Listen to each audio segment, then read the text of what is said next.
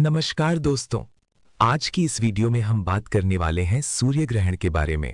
सूर्य ग्रहण एक ऐसी खगोलीय घटना है जिसके बारे में लोगों के मन में बहुत सारे सवाल और कई तरह की मान्यताएं होती हैं।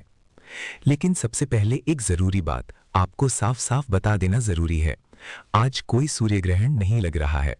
कई बार सोशल मीडिया पर गलत खबरें फैल जाती हैं कि आज सूर्य ग्रहण है या आज ग्रहण लगेगा। इसलिए किसी भी जानकारी को मानने से पहले सही जानकारी जरूर देखनी चाहिए। अब सवाल ये उठता है कि आखिर सूर्य ग्रहण क्या होता है और इसे इतना महत्वपूर्ण क्यों माना जाता है। सरल भाषा में समझें तो जब चंद्रमा पृथ्वी और सूर्य के बीच में आ जाता है और कुछ समय के लिए सूर्य की रोशनी को ढक देता है, तब उस घटना को सूर्य ग्रहण कहा जाता है। ये एक प्राकृतिक खगोलीय घटना है जिसे वैज्ञानिकों ने भी पूरी तरह समझा है। लेकिन हिंदू धर्म में सूर्य ग्रहण को सिर्फ एक वैज्ञानिक घटना ही नहीं बल्कि एक आध्यात्मिक घटना भी माना गया है। पुराने समय से ही हमारे शास्त्रों में सूर्य ग्रहण के समय कुछ नियम बताए गए हैं। इन नियमों को मानने से व्यक्ति को आध्यात्मिक लाभ मिलता है और नकारात्मक ऊर्जा से बचाव होता है। आज के इस वीडियो में हम विस्तार से जानेंगे कि सूर्य ग्रहण क्या होता है, सूर्य ग्रहण के समय क्या करना चाहिए, क्या नहीं करना चाहिए, गर्भवती महिलाओं को कौन कौन सी सावधानियां रखनी चाहिए और सूर्य ग्रहण के समय कौन से ऐसे उपाय हैं जिन्हें करने से धन और समृद्धि की प्राप्ति हो सकती है। हिंदू धर्म में सूर्य को देवता के रूप में पूजा जाता है। सूर्य को जीवन का स्रोत माना गया है क्योंकि पृथ्वी पर जीवन सूर्य की ऊर्जा से ही संभव है। सूर्य ग्रहण के समय ये माना जाता है कि ब्रह्मांड की ऊर्जा में एक विशेष परिवर्तन होता है। इसी कारण हमारे ऋषि मुनियों ने इस समय को साधना और मंत्र जाप के लिए बहुत शक्तिशाली समय बताया है। धार्मिक मान्यता के अनुसार सूर्य ग्रहण के समय किया गया मंत्र जाप, ध्यान और पूजा सामान्य दिनों की तुलना में कई गुना अधिक फल देता है। इसी कारण कई लोग ग्रहण के समय भगवान का नाम जपते हैं, ध्यान करते हैं और धार्मिक ग्रंथों का पाठ करते हैं। कई लोग इस समय भगवान शिव का मंत्र ओम नमः शिवाय या भगवान विष्णु का मंत्र ओम नमो भगवते वासुदेवाय का जाप करते हैं। ऐसा माना जाता है कि सूर्य ग्रहण के समय किया गया आध्यात्मिक अभ्यास व्यक्ति के मन और जीवन में सकारात्मक परिवर्तन ला सकता है। अब बात करते हैं कि सूर्य ग्रहण के समय किन बातों से बचना चाहिए। धार्मिक मान्यताओं के अनुसार सूर्य ग्रहण के दौरान भोजन बनाना और भोजन करना शुभ नहीं माना जाता। इसलिए कई लोग ग्रहण शुरू होने से पहले ही भोजन कर लेते हैं।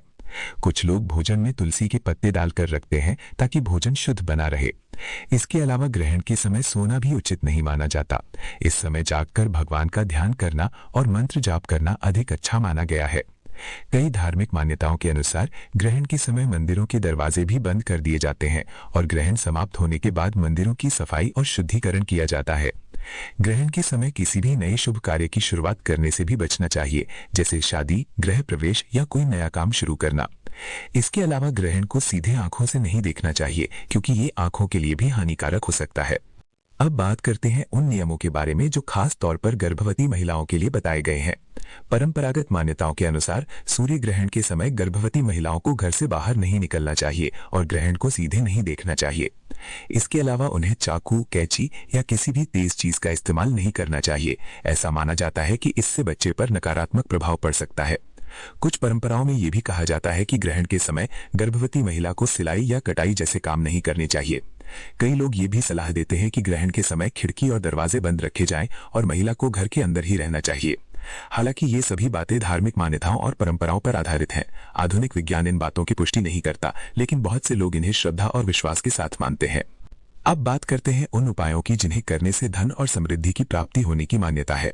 पहला उपाय ये है कि सूर्य ग्रहण के समय भगवान सूर्य का मंत्र जाप करें।